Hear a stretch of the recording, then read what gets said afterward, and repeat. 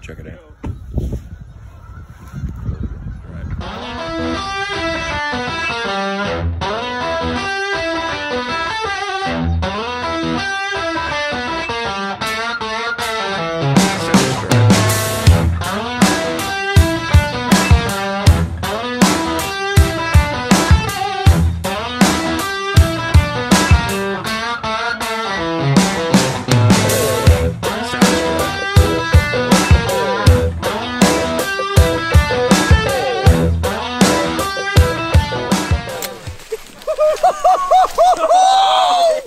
Everybody, welcome. And I'm not doing that normal, hey, everybody thing, because I am so excited to finally be able to put this off. So we'll get right into it. We'll do an explanation, and then I promise you won't have to listen to me talk anymore. You'll get to listen and absorb everything that these three gentlemen are doing. So everybody, first off, good evening. Thank you for listening. Oh, we lost Jeff. Jeff will come back on, though, I know. Thank you for watching this. We're recording it on Thursday night. You guys will see it in the new week. But this is the very first episode of a brainchild from Bobby Hayes. And this is the very first episode, and we're calling it a fowl discussion. And we're going to be talking about everything that is positive within the waterfowling community. And that is something that Bobby really wanted to push out for the simple fact that we just see so much negativity on social media right now. And Bobby, Eric, and we have Jeff on here, and they've all come together and they've all got this idea that, you know what, enough of the negativity. Let's start spreading all the great things that we love about this sport and what gets us going and stuff like that. So Jeff, you're sideways, buddy. If you could. That man. Yeah, no, you're good, buddy. So everybody, I'm assuming you know, but if you don't know who everybody is, I'll do an introduction. Up in my top left-hand corner, we've got Eric Massey from Tango Free. Down in the bottom left-hand corner, we got Bobby Hayes from Ducklander Calls. And then just below me, we've got Jeff Coates from Pit Boss Waterfowl. I'm sure if you were on social media, these three gentlemen, you know, and you know their brands that they represent. So, you know, I don't want to tell you what to do, but I'm pretty sure that you could take what they're saying as coming from experience, right? So we just wanted to do that. So, like I said, this is our first episode. We don't know how many episodes we're going to do. We're going to keep doing it until we've run out of things, or we feel that, you know, we've gotten our point across and we don't need to go anymore. So that's the introduction. Nobody on this panel, I promise you, is claiming to be an expert. Nobody here is claiming that they are whatever they say is to be taken as gospel. It is really what they feel. It's what gets them up in the morning and gets them chasing after these birds. So take from it what you will, but we really, really do hope that at the end of each episode, you take a second to reflect and think about what was discussed and see if you can apply it to your own hunting and to your own way of thinking and everything like that. So Eric and Bobby, practically neighbors, both are in Kansas. So, and you know what, like I'm from Canada where our provinces are massive. So I'm assuming that Kansas is small, and Bobby and Eric are neighbors. And Jeff is like pretty much my neighbor because he's only in Maryland, and that's not very far away from me. So we're all real close, and we're all going to get through this, and it's going to be a ton of fun. Gentlemen, thank you. Bobby, this was your idea, buddy. Punisher Waterfowl is extremely honored that you reached out to us and you wanted to use us to get this across. So with that, opening remarks, we'll start with you, Bobby. What are we talking about first? We are going to talk about what your it is. What gets you out of bed in the morning? What fuels you to keep chasing these things with a brain the size of a pea that seemed to fool us, seemed to humble us, because they humbled us tonight. I can tell you that. They're in Canada. That's not supposed to happen. Well, they certainly did. We had 18 mallards come in and buzz us. I was trying to videotape it. 18 mallards come in and buzz us, and we dropped one. Yeah. Well, you're doing better than me because you have mallards. We're not quite there yet. Yeah, well, they're coming, buddy. Everything north of me right now is freezing up. So perfect. It's coming, buddy. It's coming. Perfect. Well, man, if I would describe what my it is, why I hunt, it's also why I make calls. The most truthful response I could have is I really like to hunt waterfowl, but I like to kill my ducks, but it's a byproduct of why I like to hunt. It's not the main reason. Like Eric and I had a talk about this last week for quite a while. It's not the pile for sake of the pile. It's kind of a byproduct. But like for me, like I like the scout a lot. You know, we run a section of Kansas that's kind of wide open. So it's kind of endless on what you find. So the scout to me is as exciting as the hunt is. It is the hunt. But man, I crave the last 100 yards with the duck call, finishing the duck. Like I want as much of that as I can get. The communication with them. Like, see, that's like the camaraderie part is when you have your group of guys and everybody's on the same page on that last like 100 yards. Like everybody's thinking the same thing about that. So, I mean, for me, that's why I hunt. So it's pretty hard to do that without killing them. It's not the same to me if you don't have that.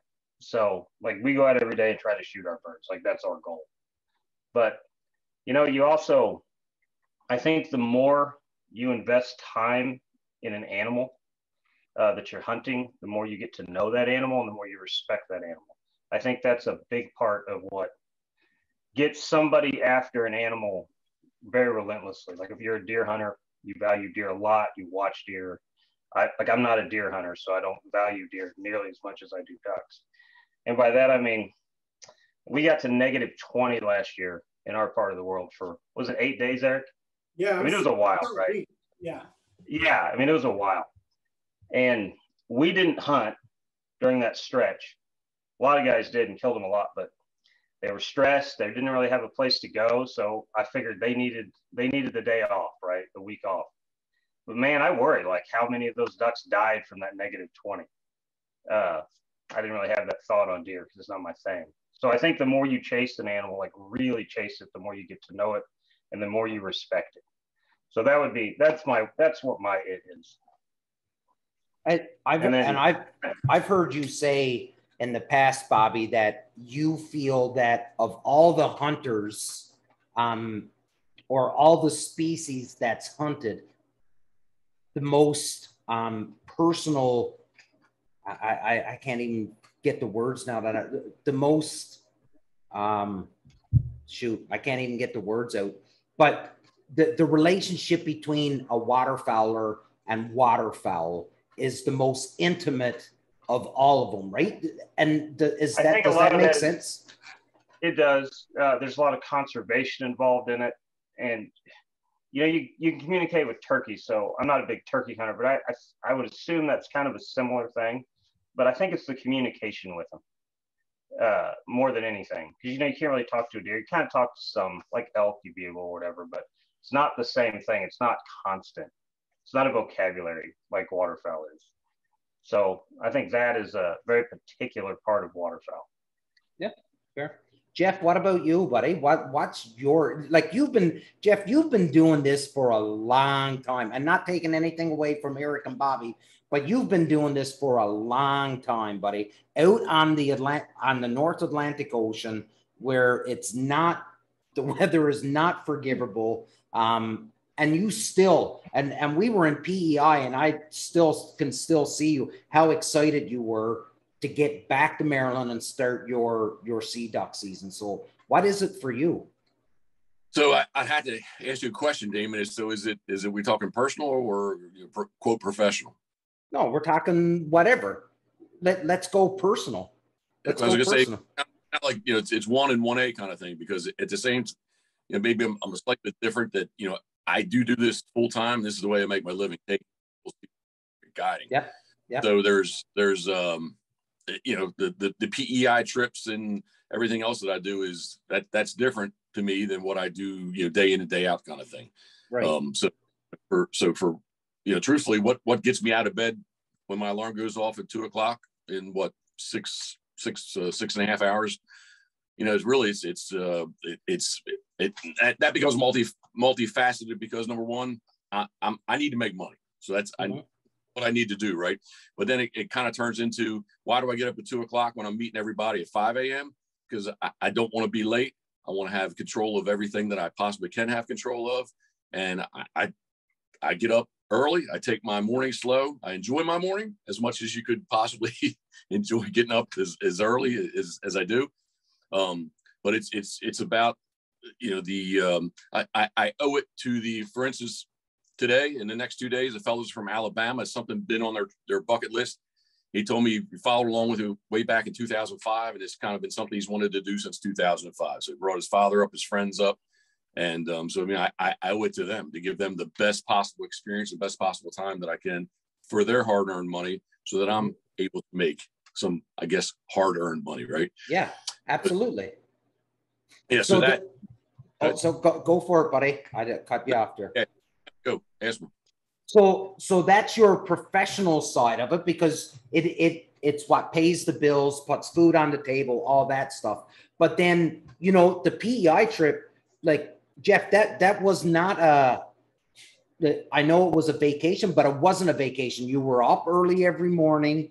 You went to bed late every night. You had to drive 18 hours to get there, so that was for fun. That was for pleasure for you, right? So that wasn't putting, like, you lost money on that trip. Actually, you fed me, so you probably lost money there for a little bit.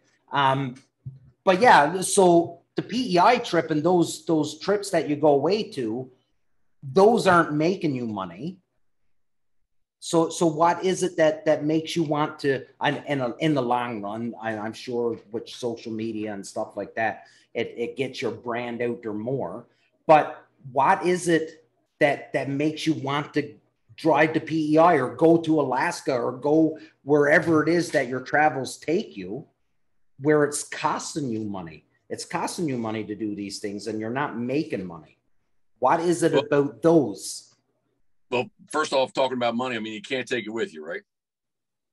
Fair. Pretty much, right? So, is there something to be left behind when I'm not here financially? Sure. I want to make sure Karen's taken care of, as well as my daughter and the rest of my family.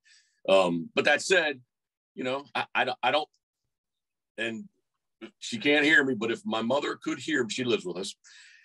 If my mother could hear me, she would tell you that I say this often just to justify to do what I want to do. But I don't know that I'm going to be here next week, next month, and next year. I want to be, but I don't know that that's a fact, right? So I kind of live my life that I want to do today, kind of what basically what I want to do, because life is short, and I want to take full advantage of the time here. And so when I turned 50, not that I had any kind of a midlife crisis, but here's 50. I know the end is much closer than the beginning, right? So if you say someday you want to do this and someday you want to do that, with Karen, I say this all the time. If we don't do it, someday never gets here. Yeah. So there's part of that. That's probably a big motivation to do a lot of the things that I do. My time is finite. There's going to be a definite. There was a beginning, and there's going to be a definite ending to it. And I'm happy. I don't have in my mind that I'm wired that, oh my goodness, the clock is ticking. But the reality is that it is. So I just try to do as much as I can, and try to live the way we would like to live, to enjoy the time here. That sounds maybe a little on the corny side, but that truly is the way we live. No, it's good. No, it's awesome, Eric. And this is going to be epic, because I can already hear the squeals right now. So hit us with it, Eric. What is it? What is it that drives you to keep doing this, buddy? Well, first, I think you have to define it, right? I mean, we talked about this. Bobby and I had a great conversation. And how do you know you have it? Like at the beginning of the show, you had said, you know, I'm not sure that I've found it yet. Like, how do I know? How do people know? So much goes into it. That's the old question of why do you love hunting? I mean, that's the most generic question. But the it to me, the way that I know I found it, and I continue to find it, is you're in a place where there's no place you would rather be at that moment. If someone gave you the choice right then and there that you could be anywhere in the world, beach, you know, any destination, you would rather be right there. Doesn't happen every day, doesn't happen all the time, but there are glimpses and there are times where that happens. And when it happens, that's your it. Mine is getting as up close and personal to waterfowl as possible. It is taking the 100 yards and now going all the way down to 5, 10, or 15, and as many as I can get up close and personal. I just think it's a feeling of that you did it. You fooled, and you did exactly what you wanted to do. So a huge lesser spin, getting underneath it, you know, with little geese, a large pack of mallards on little water that have no idea that you're there. That's my it. And at that moment, and Bobby said this, because of what my it is, the byproduct of that would be a pretty sizable pile, right? But but at no time is the numbers the destination. It's getting there. It's getting to that point. Yeah. And that's my it. And when I see it, you know, everything goes away, man. Yeah. Everything just goes away. Your ambition, you humble, your humility. Unfortunately, you guys got a chance to see an it moment of mine on camera. My voice went up 12 octaves, but you know, that was an it moment for me.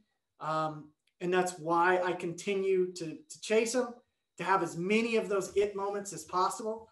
You know, my it moment, when I saw it, it's very strange. I've put people in that situation that I wanted people to see. You know, Jeff does this every day. I put somebody in a situation that was my it moment. And I thought, oh man, I'm going to share my it moment with somebody and it's going to become their it moment. And I looked at them and it wasn't it. That was not it for them. I was kind of taken back. Like, how is this not their it moment? This should be everyone's. It wasn't. Yeah. He got out of a blind and he ran his dog on a really long blind. And all of a sudden I looked at him and I saw, like, whoa, shit, that's his it. Like, he's having his it moment during waterfowl hunting. We're sharing different ones, but he's having it waterfowl hunting. And that's when I thought, how in the world can I criticize someone for having an it moment that looks way different than mine, but they're still doing it waterfowl hunting? And that's what I want people to enjoy. I want people to do. So yeah, that's my that's for sure my it. Up close and personal, trying to fool them pretty much all the way to the ground. If I think I've done that, I just think that is so cool to be that close and personal. Bobby knows this from some of my pictures. I actually have pet mallards. That's how close I like to be to them. I just think there is a respect.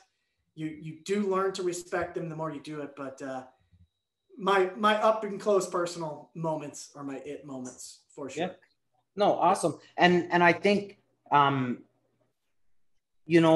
we had chatted, you know, a bunch of weeks ago when we had first come up with this idea and we were talking about it. And I know, Bobby, you know, we talked about this. Well, does it always have to be about the pile? And you know what? I've been saying, and I said this, like, I've been saying what I think was all of the right things to say, where I say, well, I don't care about the piles. I just want to be out there. But that's a total crock of shit on my part, because I want piles of birds, because my it is watching my dog work. And in order for me to watch my dog work, there needs to be a pile of birds. So the pile, like you had alluded to, Eric, the pile is the byproduct, and same with you, Bobby. The pile is the byproduct. I want to see my dog work as much as I can. So we need to shoot a pile for me in order to see my dog. I don't care about shooting them. I'm there. But I love seeing my dog work. And you know, so right now there's 4 of us on this screen. All 4 of us have a different it. And who's to say who's, like, nobody is wrong and everybody is right. After Eric and I think we were on the phone, 2 hours that Yeah. day? It was a while. It was. So I think about this stuff a lot on social. I try to post nothing ever negative, but I try to post things to get waterfowlers thinking about why they hunt. Because I think, like, one of the things that's maybe not as good on social is just as in everyday life. You can't really tell what's going on with somebody. It's a persona that's on social media a lot of times. So I try to post things that are genuine to what I like about this. And I think the coolest thing from our conversation is maybe the best message anybody could put out is just to whatever you like about this, like, that's your thing. Like, I think you have to find that to keep doing this. So kind of the point of this whole thing is, if it makes somebody think a little bit maybe about why they do this, maybe that would be the best thing that could come out of this. Because I think that lacks on a lot of the social, which is where we see everything now. Yeah. Yeah. You know, there are guys that are going to work all week, right? And they're one day off, or maybe they have to take a vacation day in order to do it. Their it moment starts probably the day they get off work, right? The day they get off work, they're going to prepare for their hunt tomorrow morning. And, you know, they're going to have a bunch of those moments. And on their way to the blind in the morning, you know, the coffee stop, the gas station stop, like, all of that is that guy's moment. And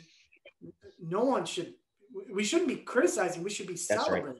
Absolutely. We should be listening to those different types of people. I was excited to listen to Jeff. I see this boat just amazes me. All I want to do is I just want to ride in this boat. Yeah. Because I think like an it moment would just be seeing this thing on water and being on the ocean. I mean, I'm from Kansas, so it's it's as far as possibility as I could be away from the ocean.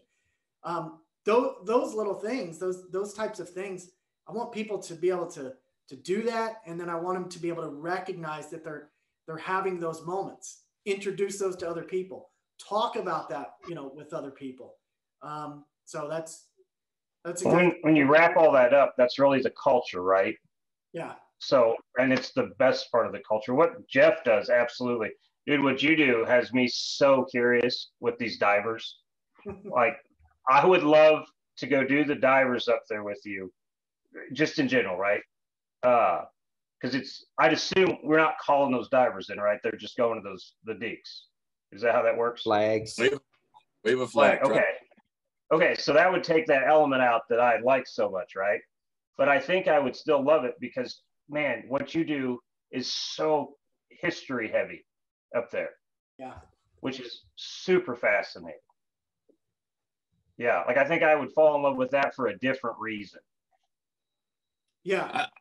I'm very fortunate that fellows that travel, part of their travel, part of what they want to experience is kind of the mystique of the history of the Eastern Shore of Maryland, Chesapeake Bay, the Atlantic Ocean, all that, you know, all the stuff that they've read, that they've heard of, that they've wanted to see, kind of thing. So that kind of really plays into a lot of their want to get here. Yeah, it seems like a super fascinating thing for a guy that lives on Kansas farm ponds to go just experience it. It's so different. Yeah. But I'd love to know what the element of taking the calling away does to it, because it still seems like it's awesome. Like when I see a clip from it, you're still finishing birds. It's just a different thing. Sure. Yeah, I mean, so instead of calling, it is, to me, it's about being in the right place, with the right decoy spread, and setting it up so that, and again, in my case, you know, I'm in the back, you know, holding the camera, running the camera. I'm not shooting a gun with you all. It would be about you all experiencing it. I'm not shooting with you. They're kind of trying to, you know, be the coach kind of thing, telling you, you know, what to do, what not to do. You know, here where right. It's a flock of birds, what's different, what's unique, where's the drake. You know, Monday, Tuesday, they were really concerned about wanting to shoot drakes. So try to help you see that when you haven't experienced, you know, you're not used to seeing these birds, so try to help them do that. But yeah, I mean, it's I still get excited, and I get excited every day to go and do it. I feel very fortunate. Dude, so we get, like, our best divers, we get cans on farm ponds, right? And not a ton. Like if I shoot 20 a year, that's a big year on them, right? Love that duck. That is the coolest duck I've ever seen. They're gorgeous. They're fast.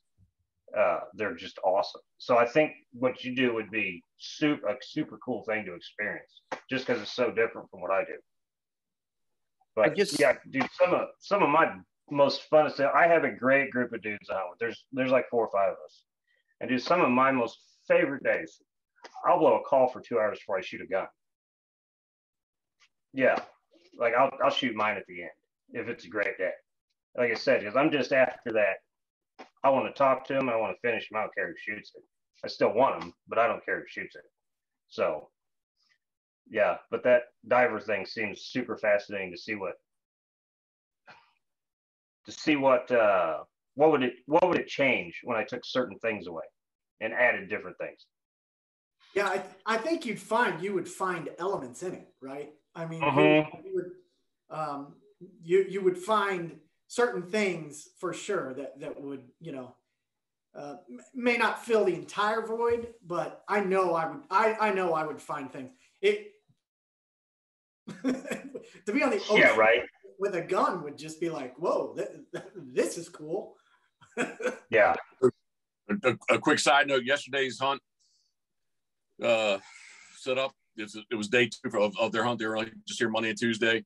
And we didn't see that many Scoter sea ducks, but man, we're seeing all kinds of other birds heading south. And here comes a pair, and they were like, "What were those?" And I was like, "Those are wood ducks." And they kind of like looked at me and said, "Yeah, okay." and you know, a little flock of redhead come by, lots of buffalo. Here comes another pair, and they're like, "What was that?" I said, "Those are wood ducks." And they looked at me again, like, "Yeah, okay." And then finally, had 2 the prettiest drake wood ducks land in the decoys, and I said, "See, those are wood ducks, and that's what it's seeing." They couldn't believe it, you know, that kind of thing. So it's just they'll never forget that. Right. Exactly. Yeah. And that's something I wanted to sort of kind of dive a little bit more into, Jeff, is so not taking anything away from Eric and Bobby, but, you know, you're providing a service. Like, people are bringing their hard-earned money to you, traveling, like, so talk about these guys with bucket lists. So guys traveling from Bama to come up and hunt with you, which is a bucket list. You know, there has to be, and I know there is with you, but this is more of a general statement, but there has to be a love of putting people on birds and watching their faces when they do it, when the birds do it right, when they're shooting right. there has to be this amazing feeling, especially when they're turning around and high-fiving one another. Like I see your clips and they're just hooting and hollering and they're loving life. Like that has to put a huge smile on your face. Oh, 100%, man. It's just that's the icing on the cake of the proverbial cake, you know, kind of thing where, like, again, like about the it moment for these fellows this morning. We met them at the gas station first time, and you were talking about the boat, Eric. They're like, wow, like this thing, like seeing it in person doesn't do it justice. We've seen the pictures, you know, we watched, and now like they were just oohing and on, touching the boat, you know, just they were impressed just with the boat, and the hunt hadn't even really started yet. So again, it's like I want to rewind just a second, and I think I've told you this, Damon, in the past, but a lot of what I'm hearing all of us say, you know, it's taken me a while to realize this. Maybe when I was in my late 20s and my 30s, I didn't realize it, but everything is relative. It's relative to what I've done, what you guys have done, what I haven't done, and what you haven't done.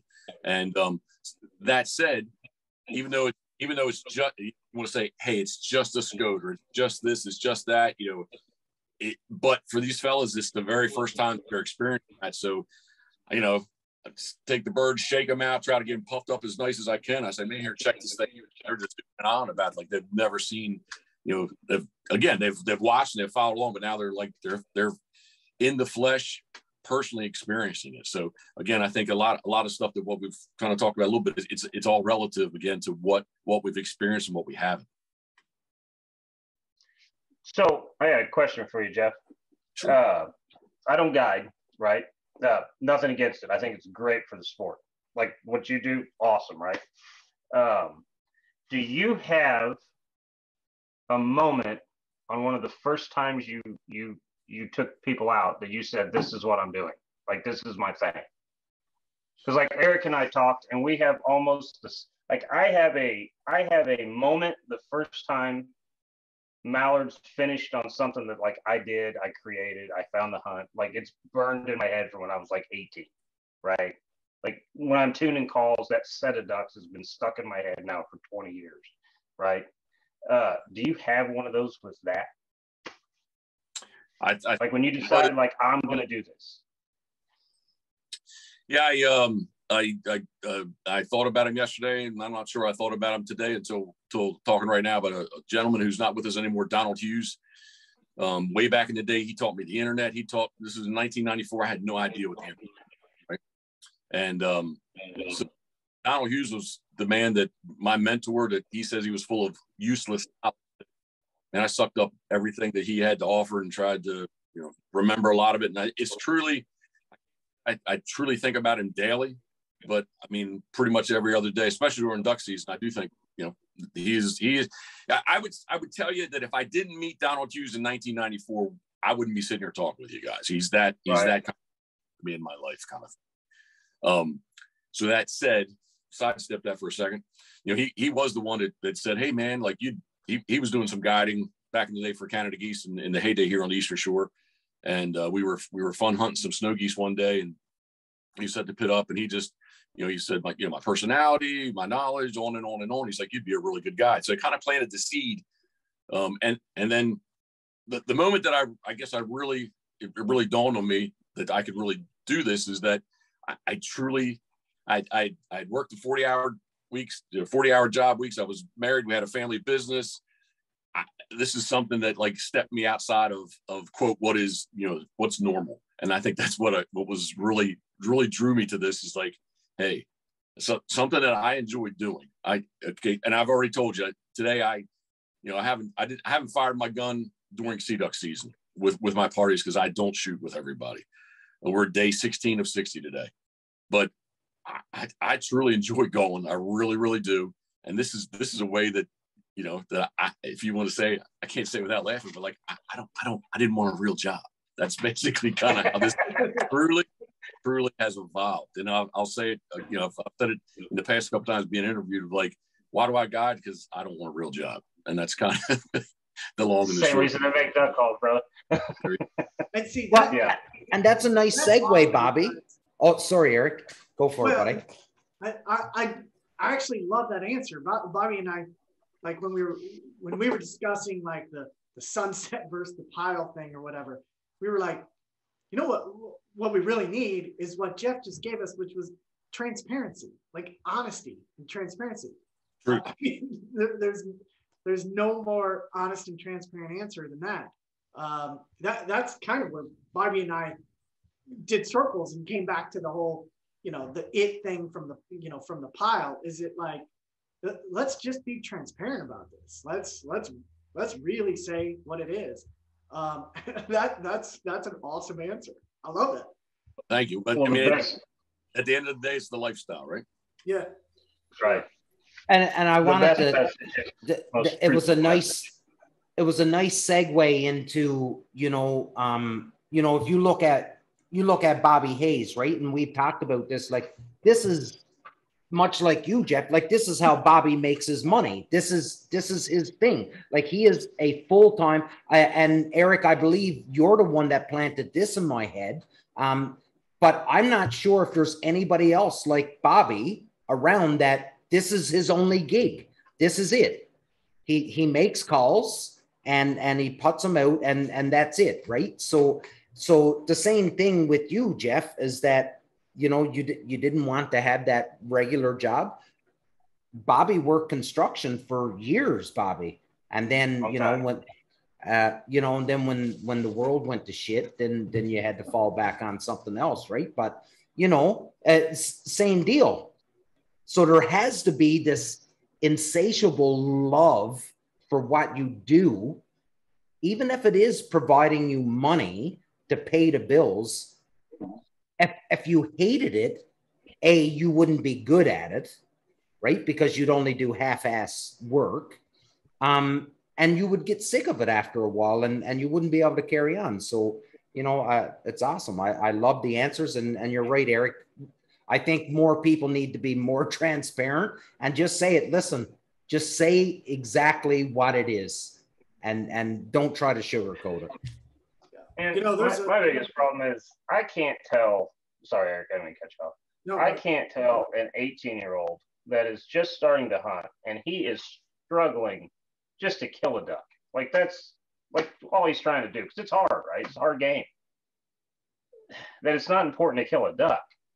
That just seems counterproductive to what we're doing. He'll pick up the rest of it along the way, but he's got to kill the thing first in order to enjoy it. And I can't tell him that I'm only sitting out there for a sunrise, because I don't think it's not truthful and it's not relatable. That's the main reason I teach people how to blow a duck hole. If they're just a little better, not great, but if we get just a little better, and if that dad and his son kill 10 more ducks that year, it'll keep them buying a license. But if they go out and they never shoot anything, they're going to quit going. So I have a hard time telling them to go enjoy the sunrise. Yeah. Obviously, when you look at my social feed, we kill a lot of ducks. So I think it has to be authentic to what you're into. Now, if sunrise is a guy's thing, that's fine. I don't have any issue with that. But I just can't say it's my thing with a straight face to somebody. I have a hard time with that.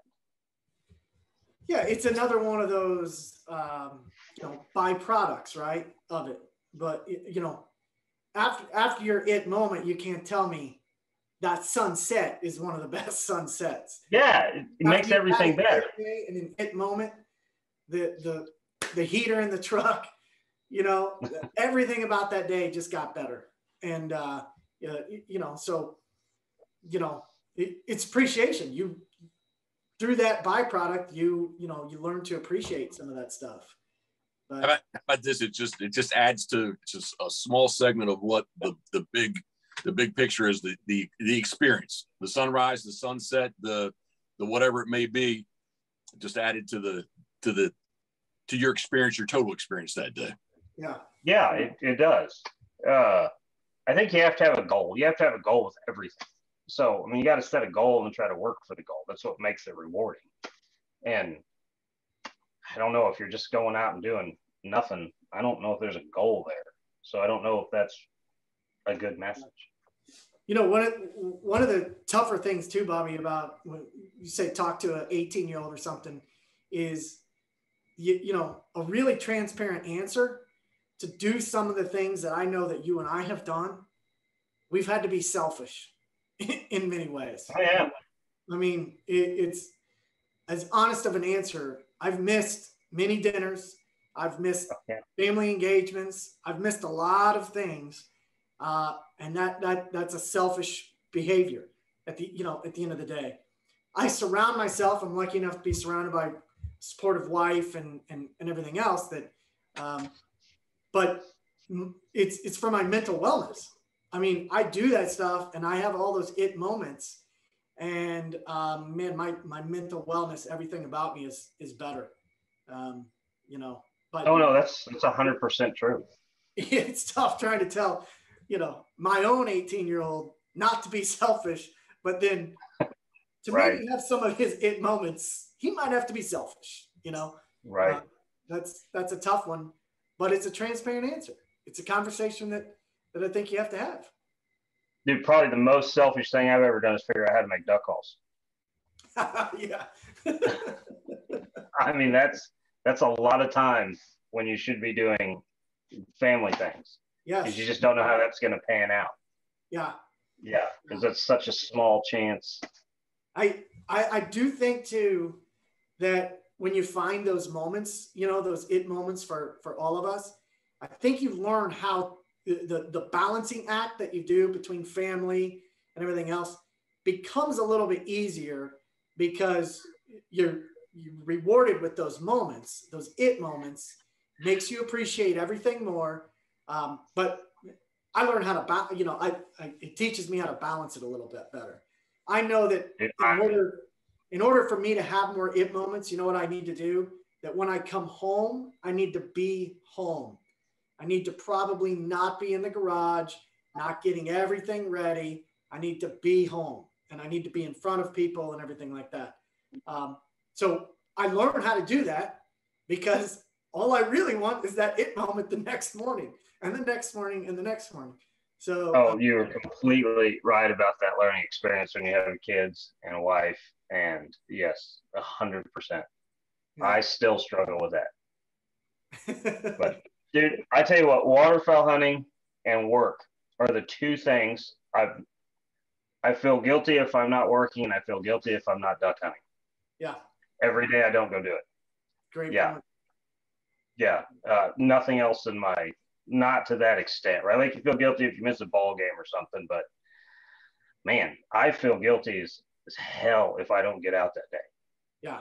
It doesn't have to be a hunt. It could be a scout, anything that progresses the season, but I hate missing it. Like hate it. So fellas, I got a question I want to pose to each one of you and take turns and answer this. So each one of you are tied to the industry in some way or another, right? So you're talking about this being selfish and you had to be selfish in order to get to this and to get your it moment and all this. So with the way that the world, the industry, the way society demands of us right now, is that does the job ever really end? Like, does your day really end? So with regards to, so Jeff, Bobby, Eric, you're up in the morning, you're hunting, then you're back, then you got to do stuff for work, then you're monitoring social media. You know what I mean? Like, there is a extremely high amount of demand for you being in the industry to be constantly putting stuff out there. So this balance that you're talking about, Eric, of coming home and being home, how do you balance that? And I don't want to send us down a huge rabbit hole here, but there has to be that balance for you to keep getting your it, because let's face it, if the wives aren't happy, or if your significant other isn't happy, then you're probably not going to be happy, and you're probably not going to get out to experience the it. So how are you managing and balancing this lifestyle? Jeff, who's up first? Let's go, Jeff. Me? Yeah. I would have to say I don't manage things well. I'm the kind of, and I was at this earlier, like I'm extreme, and maybe not like, you know, crazy extreme. Extreme means a lot of things to a lot of people, but like I'm on and I'm off. If I'm doing it, I'm doing it. And once we're not doing it anymore, then we don't do it anymore. And I turn that off and move on to something else. So, I mean, it's just known from, you know, October to, you know, early February that this is what I do. I'm very fortunate, you know, that Karen truly does. I said this to the guys this morning as we put it out, you know, she gets and understands what I do. So she does allow me to do what I do. I'm going to go all over the place. We're really back in, Damien. But so the selfish part of this is, my selfishness is that I do pretty much, when I say what I want to do, I mean, it's what I have to do, but it's what I do. And before Karen, you know, I've been married before, and not that hunting had anything to do with that, but, you know, I was divorced and I was single for quite a while because I do what I do, kind of thing. And again, it's just whether it was back in the day, drag racing or dogs or whatever, like I'm all into doing what I do. And when we're not doing it, then that's shut off and you kind of go do something else, kind of thing. So, I don't manage, I don't balance things well. I don't think, maybe Karen would say I do, but I don't think that I don't think that I do manage things well. Eric brought up a really good question the other day when we were talking, and I don't know when we started using the word industry. It was a great point. I don't know when that started. It just started. So that is kind of odd, that term. But like, I'm a little different. Well, I'm probably the same as similar to you on this, Jeff, because like this pays my bills. So she wants me doing it as much as I can do it. Because now the one thing I did to create some balance and some harmony, because like the guys that I hunt with, not industry guys. They're buddies. They love to hunt. They love the same stuff I do. Like, I think that's what forms your good group to hunt with, right? Everybody's on the same page. But I don't bring the video camera around those guys. That is one of the biggest stressors. The video camera can ruin the hunt pretty fast. We take a lot of photos. Photos are my main thing. That's what feeds social. It's what sells calls. So I take a lot of photos, but to balance things out on that end, like I don't do the video camera much. We shot a video last year. It was like a 5-minute video. It's the first one I've done in probably 4 or 5 years. So that's my balance. But no, she needs me doing it as much as she can. So I get a lot of encouragement on that end.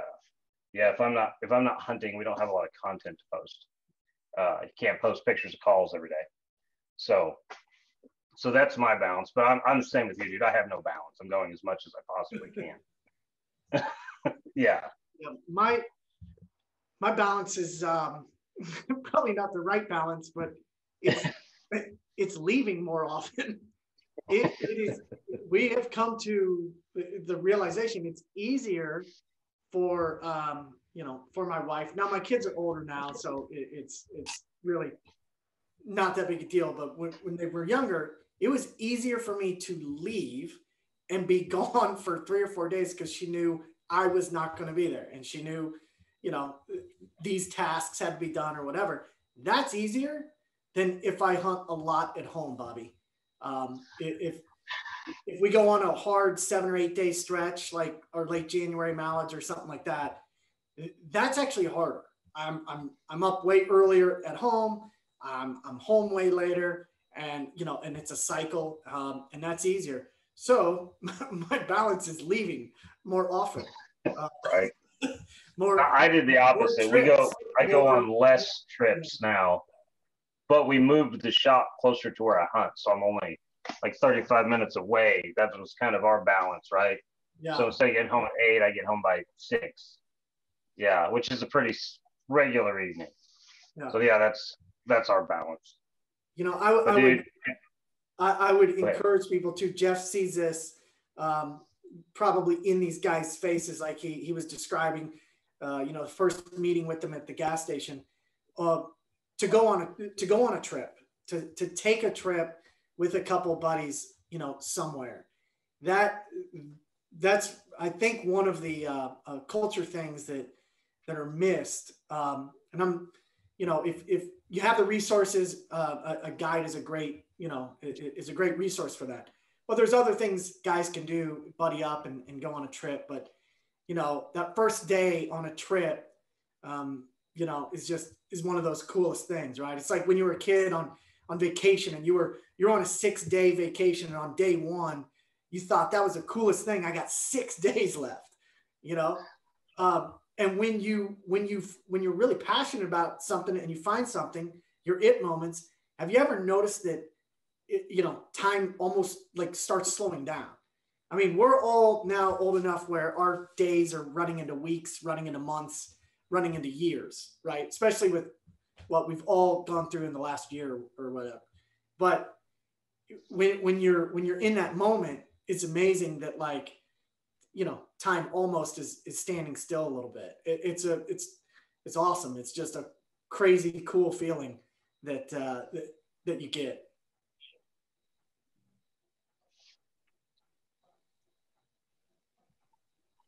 Oh, this is my part, I guess, where there's I was waiting on you, Dave.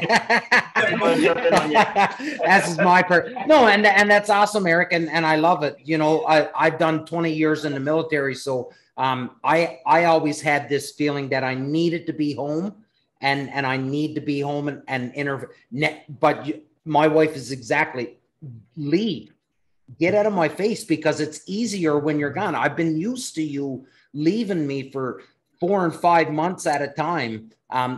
Go away and go hunting with your buddies and enjoy yourself and have fun and do all these things. So I totally get you. I get exactly what you're saying, fellas. Like, we've been about 50 minutes now, and we're really just scratching the surface on this. Like, we could go for another 2 hours on this and trying to figure it out. But, you know, and this is just the 3 of you guys talking. Like, how many more it's can there be? Like, there's probably another 100 that, fellas, and like you guys have all said, who are we to say, well, your it is wrong? Because you may say that my it is wrong. But it's my it. It's mine. I own it.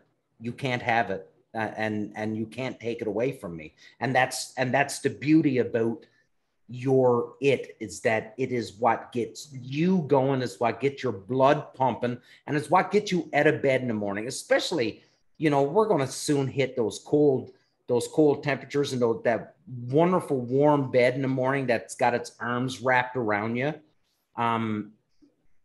But you still get up and you still go chase that migration, and you're still out there. You're still doing it. Jeff, on the North Atlantic, you guys in the, like, is that, and here's the geography lesson for me, I guess. Are you guys considered the Midwest? Is that is Kansas the Midwest of the States? Because I always hear the Midwest. Is that the Midwest? Yeah. Yeah. The Midwest. So, you know, like, your temperatures, like, you guys get it pretty friggin' cold there too. Like, it's not balmy weather in Kansas, right? Yeah, like, we usually get down to 0 for a couple days. That's like our typical coldest run. Yeah. Okay. Yeah. But, you know, you're still out there. You're still chasing it. You're still doing it and doing all the work, putting in all the work so that you can achieve your it, the thing that puts a smile on the face, that's going to make you high five your buddies. And that is exactly what we need. We need more people, whatever your it is, but we need more people. And I'm sorry, Bobby, but I'm going to throw that term out again, that within the industry, and maybe industry is the wrong word. Maybe the world, the waterfowling world is probably the better term to use. But I didn't mean to say if that was good or bad. It just was curious that it's there now. Yeah. No, fair. Like, I mean, Bobby and I, when we probably first met, you know, umpteen years ago or whatever, at a Rogers Sporting Goods, I didn't think, oh, here's a bunch of guys in an industry. Right. No, never crossed my mind. These are like-minded guys that all have it moments, and we're sharing them. And I never even crossed my mind. And now it's a term that's, you know, thrown out pretty frequent. But we need more of this. This is the positivity that we need, and we need to be putting this out there, because everything is gained through osmosis, right? If you put out positive, then everybody else is going to receive positive, and chances are they're going to put out positive. But if you're constantly being negative, and if you're constantly shooting somebody down, then you're never going to fix it, because it's just poison feeding poison. So I think what you guys are doing here, and this idea, Bobby, that you had to do this show, I think it's something that was needed. And I think it's going to be very, very well received, because, you know, you got Eric, Jeff, and yourself, Bobby, all given answers that are probably not what people think are going to be the answers. Like, why do you guide? Well, I didn't want a real job. Why do you make calls? Because I didn't want to work in construction anymore. You know what I mean? Like, and that's the things, like to steal from you, Eric, like, be transparent. Just say it. Just get it out there. No one's saying you're wrong, but just get it out there. Yeah. Yeah. What I hope happens is, if there's younger people just started doing this, whatever. Maybe it's somebody that's done this a while and they've never thought about it. They listen to Jeff's story, listen to Eric's story, or my story. They find something in common, or your story. The guy likes to run his dog, and he doesn't care that much about shooting him. And he's sitting there going, I don't know if this is my thing. But if he hears another guy say, man, I just love to run my dog, he'll find something in that, and he'll think, yeah, that is what I really like to do. And it'll keep him participating in it. Like, that's my goal with it. Because I think if you get the wrong message from wherever you get your messages from, whether that's YouTube or Facebook, whatever you got going, and you don't feel the same things in common with what you're reading all the time, that maybe you're thinking it's not for you. So I think that's maybe the best thing that could come out of it. Yeah. I think that's what keeps people going, is they've got to realize what they like, and then, there's a whole bunch of people that like what I like in this. So I'm a dog guy, right? I guide, whatever that is. Yeah, but a bit of a selfish, transparent answer would be a podcast that I want to listen to. Yeah, right. Right. That would be a podcast I would want to listen to on a weekly basis, or whatever it was, where guys were, sharing their it moments about whatever it might be, whether it be sea ducks or honkers, or, whatever it is. If they've identified it and they can, share that, that's just cool. I love to listen to that. So, dude, like, I think all the young people that post waterfowl stuff on social media, whether you like it or dislike it, I like it that it exists, because you can't have no young people participating. So that's great that it exists. I would just encourage them to go deeper into why they do it. Share that instead of just focusing on, like I said, I love to kill birds. I go out to kill my birds every day, but you can't make the pile for the sake of the pile. So share why we're doing this. That's the best thing you could do, whatever your reason is. Yeah. And I think that's, without this show becoming a thing where, and this is not the goal of the show, and I know that, but nobody on this show will ever try to tell you what you need to do. It's not that, listen, you need to get out there and find your it, but no, like, do whatever it is that you want to do. We're just saying, listen, it's going to be a lot more enjoyable once you figure out what your it is, what gets you out. And I think this is the brilliant foundation for upcoming episodes and future guests, and for people that when they finally listen to this and be able to look at each one of you three and go, you know what? I'm like Eric. I'm like Jeff. I'm like Bobby. This is how I think. And that's what we need. We need people to understand that it's okay to have an it moment, or to have an it that may not be the popular, I love watching the sunrise. Listen, if you love watching the sunrise, go do it. Awesome. I love it. I'm happy for you. But that doesn't have to be the default answer. You decide what your answer is. Don't listen. Don't take it from anybody else. Take it from whatever it is that gets you going. Fellas, we're at that 1 hour mark now.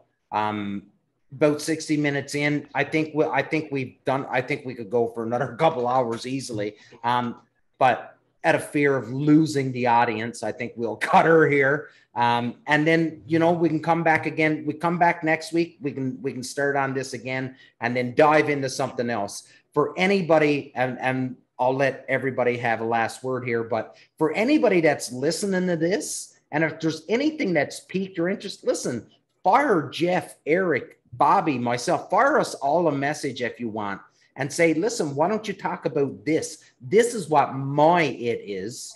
And you guys, nobody talked about it. Fire us a message. Anything you'd like to hear us talk about, anything you'd like for us to discuss, fire it off. We'd love to hear from you. That's it for me. We'll do quick around the table. Jeff, to you first, buddy. I just like to say thank you guys for having me on. I mean, I love to talk, and if we're going to continue to do this, I'd love to be a part of it and move forward very positively. Very positively. Eric, to you, buddy. Yeah, absolutely. I mean, this Bobby's brainchild. He's been nice enough to share this with us and include us. So I just appreciate that, the chance for it and everything. I love to see this go forward. Love to see people message. I would love to hear people's different stories. I'd like to hear somebody come up with an it that would amaze all three of us and be like, wow, I did not think of that one. Yeah. But I mean, boat rides and boat motors and guys get into stuff. I want to hear all of that because I love hearing people that are passionate and positive about stuff. So share away, but thanks for the opportunity. Bobby. Well, definitely thanks for putting this on, and want to do more of these. Like you said, I get absolutely, I think the term nowadays is I nerd out on culture and anything to do with waterfowl, but especially the culture part of it. So yeah, I look forward to doing more of these for sure. And I would definitely love it when you post this, if whoever listens to this would let us know what they think, what they'd like us to discuss. Like Eric said, if you got an it that'll blow our minds, I'd love to hear it. Yeah. I'm 44, I think, this year, and I've done this since I'm 18. So I have different eyes on this than what a lot of people do. And I've done a lot, just like Eric and Jeff. So I love to hear from everyone on what their thoughts are on waterfowl. So awesome. Everybody, this was episode 1 of a Fowl Discussion. Dave came up with the name for it, and he's not here, so we're going to roll with it anyways. A Fowl Discussion, round table. Listen, like I said, nobody here is claiming to be an expert.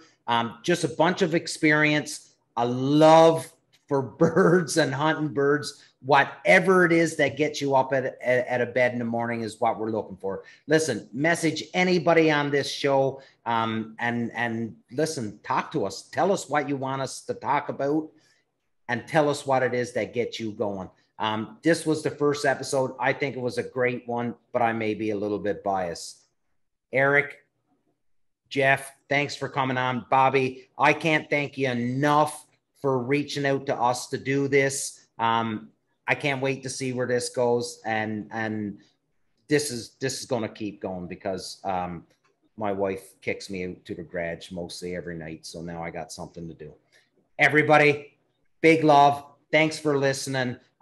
This is episode 1, many more to come. Big love. Until next time.